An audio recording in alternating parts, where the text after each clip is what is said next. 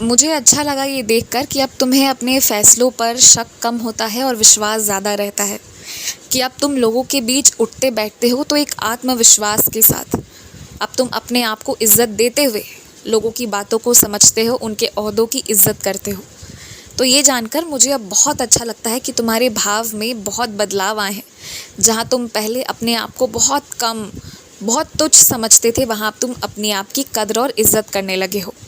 एक बात और कहना है मुझे तुमसे कि जब भी बातें करते हो ना, तो ये समझो कि तुम सच्चाई कहो, बुराई किसी की मत करो।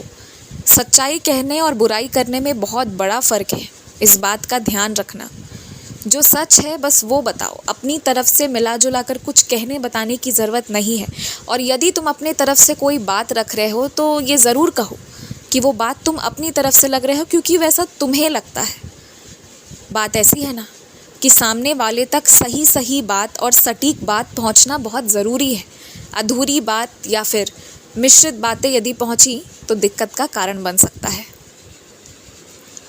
और ना, तुम जब जब नफ़रत करते हो तब तब मैं उन लोगों को लाकर इसलिए खड़ा कर देता हूँ क्योंकि मैं नहीं चाहता कि तुम किसी से नफ़रत इसलिए करो क्योंकि वो किसी मज़हब का है, या फिर वो किसी विशेष जात का है, या वो विशेष किसी क्षेत्र से रहता है। इसलिए ये चीज़ें मैं नहीं चाहता। मैं तुम्हारे मन में नफ़रत पहला तो किसी के लिए चाहता नहीं, और दूसरा, यदि उस इंसान की तुम्हारी ज़िंदगी में जगह नहीं होनी चाहिए तो वो सिर्फ़ उसके बुरे कर्मों के कारण, और दूसरा कोई कारण नहीं होना चाहिए। मैं यही चाहता हूँ।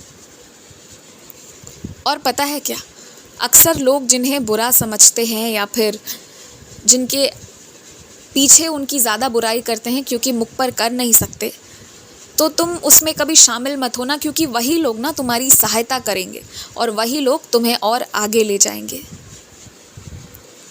रही बात अकेलेपन की, तो तुम अकेले नहीं जी रहे हो।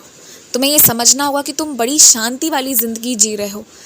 क्या फ़ायदा यदि तुम्हारे साथ बहुत सारे लोग हों लेकिन वो तुम्हें समझते नहीं, वो तुम्हें दुत्कारते रहें।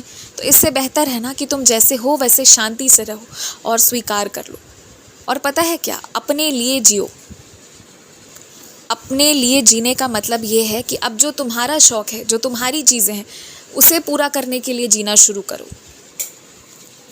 यदि तुम्हें अन्नदान करके खुशी मिलती है तो अन्नदान करो और उससे खुशी प्राप्त करो।